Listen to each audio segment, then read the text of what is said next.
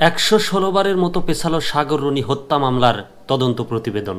সাগররুনি হত্যা বিগত সরকার আমলের দীর্ঘদিন এই সাগররুনি হত্যার বিচার চাই। তাদের ছেলে মেয়ে, ছোট্ট ছেলে অথবা মেয়ে, ছেলেকে রেখে তারা মারা গেছেন বা হত্যার শিকার হয়েছেন। ছেলে মেয়ে বড় হয়ে গেছে, তারা বিয়ে শাদী করবে, তারপরে এখন তাদের বিচার হচ্ছে না, বা কারা কিভাবে কেন এই হত্যাকাণ্ড চালিয়েছে যার কোনো বিচার কার্য শুরুই হয় নাই বা শেষ। এই যে ১১৬ বারের মতো পেছালো সাগররুনি হত্যা মামলার তদন্তই পেছালো। তো ঘরে বাইরে দুইজনেই তারা গণমাধ্যম কর্মী ছিলেন। তারা লোকমুখে শোনা যায়, সাধারণ মানুষ ভেবেই নিয়েছে যে আসলে তাদের হাতে বড় কোনো কিছু প্রমাণপত্র ছিল তৎকালীন স্বৈরাচারী সরকার শেখ হাসিনা বিরুদ্ধে। তাদের কাছে হয়তোবা ধরে নেওয়া হতো যে তাদের কাছে সরকার পতন হয়ে যাবে এমন কোনো নথিপত্র ছিল, যার কারণে তাদের দুজনকেই একদম সরিয়ে দেওয়া হয়েছে।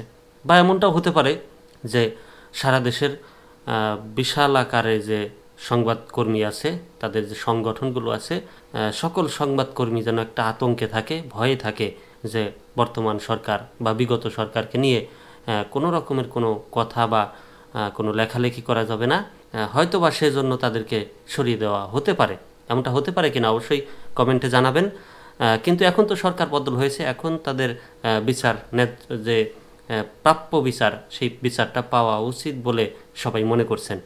দেখা যাক বাকিটা বর্তমান সরকার কি করেন। সাংবাদিক দম্পতি সাগর সরোয়ার ও মেহরুন রুনি হত্যা মামলার তদন্ত প্রতিবেদন দাখিলের তারিখ পিছিয়ে 15 এপ্রিল ধার্য করেছেন আদালত।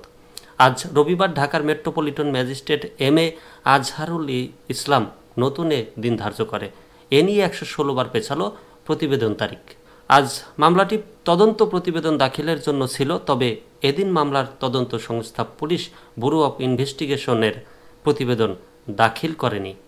২০১২ সালে ১১ ফেব্রুয়ারি ঢাকার পশ্চিম রাজাবাজারের ভাড়া বাসায় খুন হন সাংবাদিক দম্পতি সাগর ও রুনি।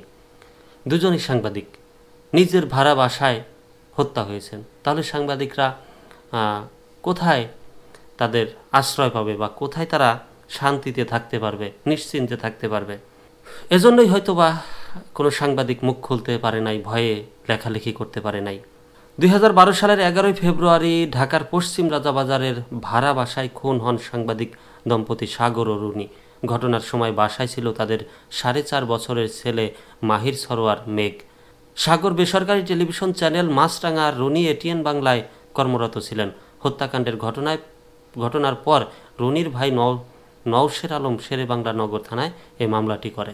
মামলায় গ্রেপ্তার হওয়া আসামিরা হলেন রফিকুল ইসলাম, বকুল মিয়া, মাসুম মিন্টু, কামরুল ইসলাম ওরফে অরুণ, আবু সাইদ, সাগর রুনির বাড়ির ২ নিরাপত্তা রক্ষী পলাশ রুদ্র পাল ও এনায়েত আহমেদ এবং তাদের বন্ধু তানভীর রহমান খান। তাদের মধ্যে তানভীর ও পলাশ জামিনে রয়েছেন, বাকিরা কারাগারে আছেন। তো আসামিও ধরা পড়েছে, তাদের থেকেও তো জিজ্ঞাসাবাদ করে বা বিশেষ করে বাড়িতে যে দুজন বাড়ি রক্ষী বা বাড়ি পাহারাদার, তাদের থেকেও কিন্তু পরিচয় নেওয়া যায়। আর ঢাকা শহরে বিশেষ করে রাজাবাজার এলাকায় প্রত্যেকটা বাড়িরই গেট থাকে, গেটে পাহারাদার আছে। খুনিরা কিভাবে ঢুকলো? পাহারাদারকে 2 পিটানি দিলেই তো বেরিয়ে আসে সব কিছু, সেটাও হচ্ছে না। কি এমন লুকিয়ে আছে এই হত্যাকাণ্ডের পিছনে, জানতে চায় বাংলার মানুষ।